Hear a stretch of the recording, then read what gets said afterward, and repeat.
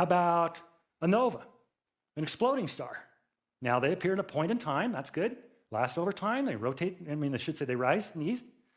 Probably not a nova, though, for the same reasons. You look at the Chinese records, there aren't any novae recorded. And also, Herod would not have had to ask.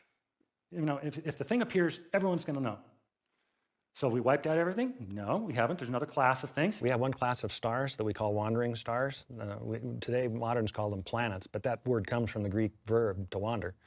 They're called wandering because they move around in the field of fixed stars. When you go outside and look up tonight, you're going to see just this huge canopy of stars. We often visualize it as a sphere over the earth.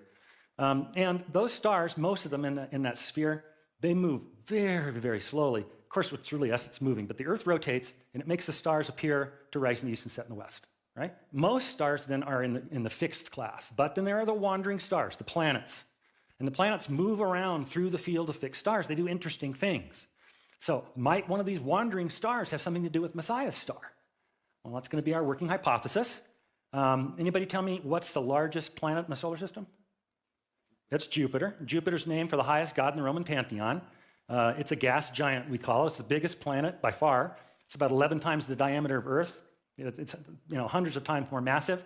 Runs in an orbit way outside of Earth. It takes about 12 years to get around the sun. So might Jupiter, which has been known as the king planet from ancient times because it's the biggest one, might Jupiter have something to do with Messiah's star? Well, that's going to be the hypothesis that we can test. Now, it's not going to be enough to have a kingly name. Jupiter's going to have to do some pretty peculiar things to satisfy all 9 points from the Bible. So did Jupiter do that?